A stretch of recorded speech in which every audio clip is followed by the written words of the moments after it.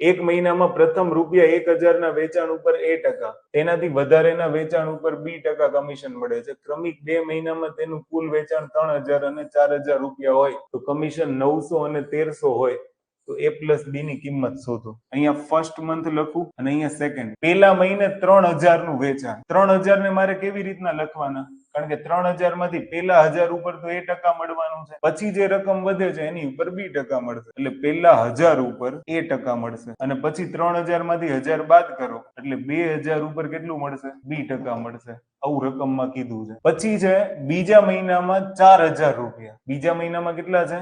4000 રૂપિયા. 4000 માં જુઓ પેલા 1000 ઉપર એને A% મળશે તો વૈધા કેટલા? 3000. તો એ 3000 ઉપર એને કેટલા percentage મળશે? B%.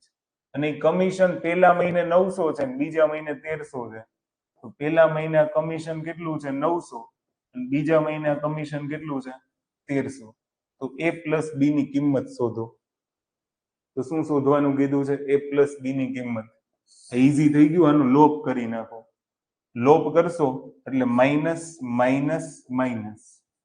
બરાબર? આ 1000 A plus 1000 A minus cancel. 3000 માંથી 2000 બાદ કરો એટલે 1000 B% વધે. ધ્યાનથી સાંભળજો. અને આ percentage તમે કાઢો ને, B% કાઢો ને એટલે B ના છેદમાં કેટલા આવે? 100. ધ્યાનથી સમજી લેજો. તો 2 મીંડા કેન્સલ. 1300 માંથી 900 બાદ કરો તો 400. તો આ 10B બરાબર 400. તો 1 0 ના 0 ઉડી જાય તો B બરાબર તમને કેટલા મળ્યા? 40. આ કિંમત મળી તમને B ની. હવે આમાંથી કોઈ એક ઇક્વેશન ઉઠાવી લો અને એમાં B ની જગ્યાએ 40 મૂકી દો. તો જો હું પહેલામાં મૂકી દઉં, ફોર એક્ઝામ્પલ માનો કે 1000.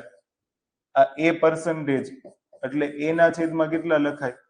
100 વત્તા 2000 ગુણ્યા B% એટલે 40%.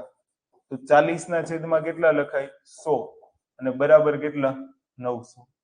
નહીતર તમને આવું આવડે ને, 2000 ના 40% એટલે 800 થાય. એ 800 બરાબર ની આ બાજુ લઈ જાવ તો 900 માંથી 800 બાદ કરો તો કેટલા આવે? 100. તો અહીંયા એવું જ થશે. જો આ 1 2 મીંડા ઉડી ગયા, એક આ ગયું ને એક આ ગયું. 200 ગુણ્યા 4 એટલે 800. 900 માંથી 800 બાદ કરો તો કેટલા વધ્યા? 100.